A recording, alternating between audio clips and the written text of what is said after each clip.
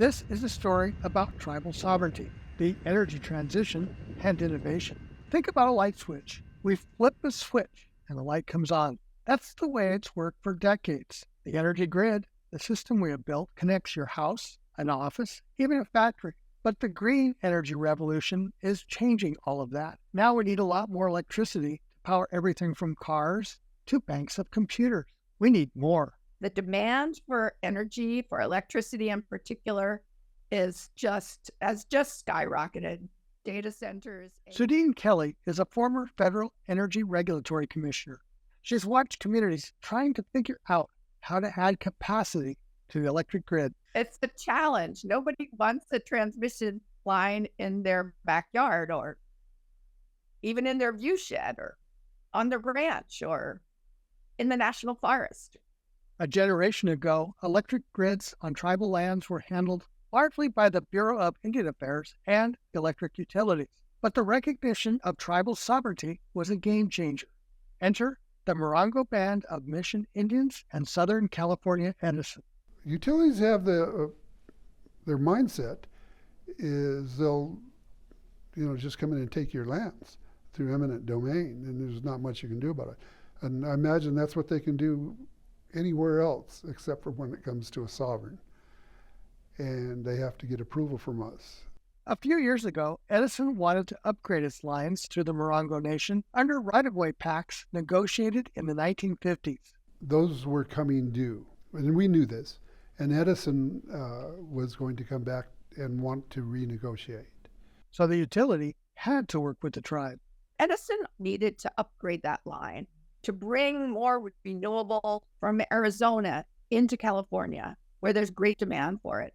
And that upgrade would require a wider right-of-way. So we held out, and they eventually had to come around and negotiate with us.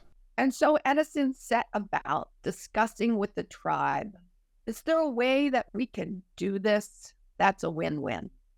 Someone on the Morongo tribe's team suggested that the tribe own the line, something that routinely happens with community-owned utilities. And that's how we got this unique and first of its kind agreement that recognizes the tribe's significant contribution of its land.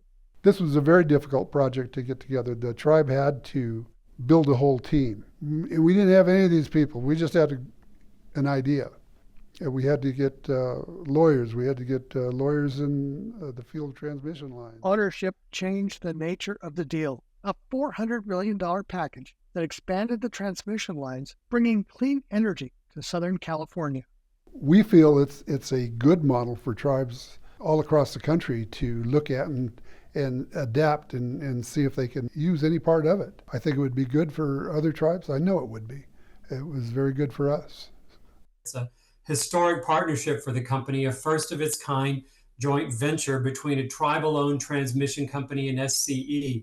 And the project has been a really important addition to bringing clean energy to Southern California. And it is just a really important part of the clean energy future. So we're really grateful to the tribe for the partnership. The clean energy future is just essential in every possible way. We know that culturally, the tribes have embodied sustainability, and that concept has, thank goodness, spread to other aspects of society and led to improved planning, improved resource use, and improved infrastructure. With this, the first time this was ever done, where we became partners with Edison in the transmission lines that went across the reservation.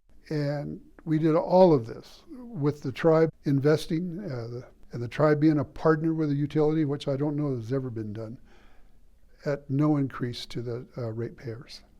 One of our goals was to produce a cleaner product produced by Southern California Edison. That was something that we addressed in this arrangement. The new transmission lines do more than move energy across the desert. The process also is about what's possible when tribes, the state, and energy companies work together. I just want to share this with the other tribes because it is possible to sit down and negotiate these types of deals. They're not easy. It takes a real commitment, on the both parties. But if you work at it, it's extremely possible. As the country wrestles with a clean energy future and an aging infrastructure, so many of the solutions come back here to Indian country. For ICT News, I'm Mark Trahant on the Morongo Indian Nation.